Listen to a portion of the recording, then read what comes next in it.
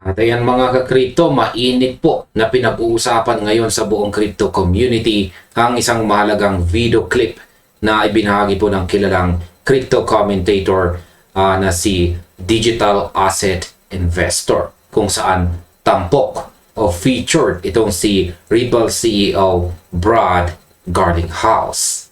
Sa nasabi pong panayam, tinugunan niya ang isang direktang katanungan kung ano ang mangyayari kay XRP kung sakaling hindi po maaprobahan o tuluyang mabigo ang Clarity Act sa Senado.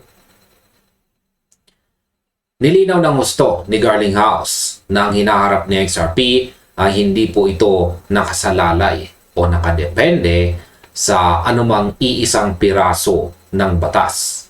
Ang ganitong uri ng katiyakan ay mabilis na umani ng malaking atensyon, hindi lamang sa loob ng community ni XRP, kundi pati na rin sa buong industriya ng digital assets sa buong mundo. Ngayon, sa aking opinyon, ang pahayag na ito ay nagpapakita ng labis na kumpiyansa mula sa pinuno ng isang kumpanyang dumaan sa pinakamahirap na pagsubok sa korte. Habang ang ibang mga project ay patuloy na nangangamba sa magiging takbo ng mga regulasyon sa pamahalaan, sa XRP ay nasa ibang antas na dahil nalampasan na nito ang pinakamabigat na unos sa kasaysayan ng industriya. Ngayon ay paano nga ba nakuha ng Ripple ang kanyang natatanging posisyon?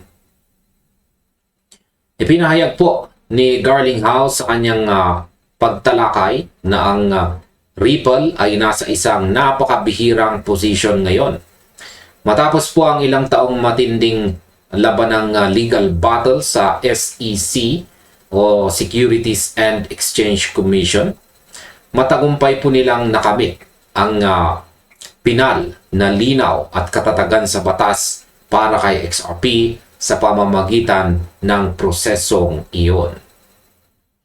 Napakahalaga po ng resolusyong ito dahil agad ding sumunod ang mabilis na pagdami ng mga tagabuo o builder na nagtatrabaho sa loob at paligid ng XRP ledger nang matapos po ang usapin. Simple ngunit napakalalim ang punto na ibinahagi ng punong ehekutibo ng kumpanya. Ayon sa kanya, ang pagkakaroon ng kalinawan ay lumilikha ng tiwala sa mga investors. At ang tiwala naman ang siyang nagiging ugat ng aktibidad at paglago sa market. Ngayon, sa aking opinyon, ang prinsipyong ito ay hindi lamang para kay Ripple, kundi para rin sa buong industriya ng finance. Ang mga nagtatayo ng mga solusyon sa iba't ibang sektor tulad ng pagbabayad, kustodiya, pagpapatala ng ari-arian, at saka tokenized commercial real estate ay nangangailangan din ng katulad na matibay na pundasyon na mayroon na ngayon si XRP upang masigurong ligtas ang kanilang mga kapital. Ngayon, bakit sinabi ni Garlinghouse na darating pa rin ang tsunami? Isa po sa pinakamalakas at pinaka-aabangang bahagi ng pahayag ni Garlinghouse ay ang kanyang matibay na pananaw ukol sa patuloy na momentum ng buong market. Ayon po sa kanya, ang buong industriya ay patuloy na aabante at gagalaw pasulong anuman ang maging desisyon o kahinatnan sa antas ng lehislatura. Hayag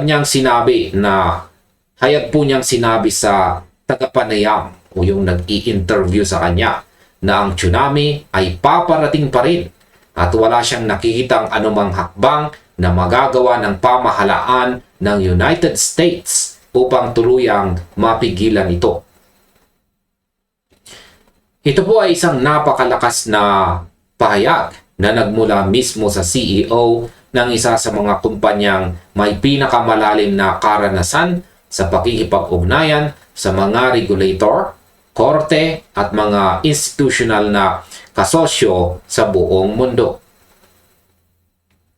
Sa aking opinyon, ang paggamit niya ng salitang tsunami ay naglalarawan ng napakalakas na puwersa ng pagbabago na dadaloy sa global financial system.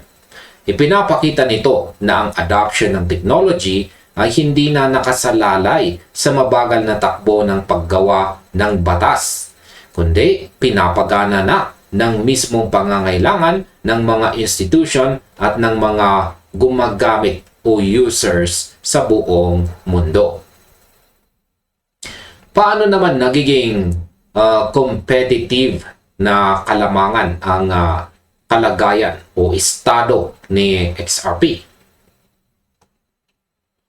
Ayon po sa ibinahagi ni Digital Investor. Yan, dito po. Ayan po siya, si Digital Investor. Ang natitirang bahagi ng industriya ng crypto ay naghihintay pa rin sa uri ng legal clarity na matagal nang nakamit at nasiguro ni XRP. Ang ganitong katotohanan ay naglalagay kay XRP sa isang pangunahing posisyon habang patuloy na pinipino ang mga balangkas ng regulasyon sa buong mundo ngayong taon. Napakalaki po ng kahalagahan nito para sa mga taga-buo, mamumuhunan o investors at ang mga institution. Ang pagkakaroon ng regulatory clarity ay nag-aalis po sa pag-aalinlangan at takot na karaniwang nagpapabagal sa paglago at adoption ng mga bagong technology. At ayan mga ka-crypto, sa kabuuan, sa akin naman po, para sa akin, naniniwala ko na ang kasalukuyang katayuan ng XRP ay nagbibigay dito ng isang malinaw na competitive advantage. Maaari mang maipasa o hindi ang Clarity Act sa mga susunod na araw, malinaw na si XRP ay nakatayo na sa matibay na pundasyon at lampas na sa yugto ng kawalan ng katiyakan na patuloy pang pinapasan ng ibang mga digital asset sa market ngayon. Ayan.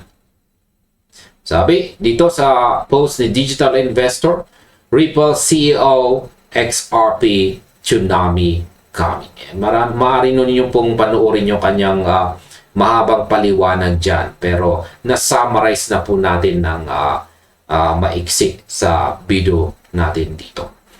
At ayan, kung nagustuhan po ninyo ang video natin dito, maaaring sunod na rin po ninyong panoorin ang recommended video natin dito. At maliban po dyan, ay maraming salamat sa inyong panunood.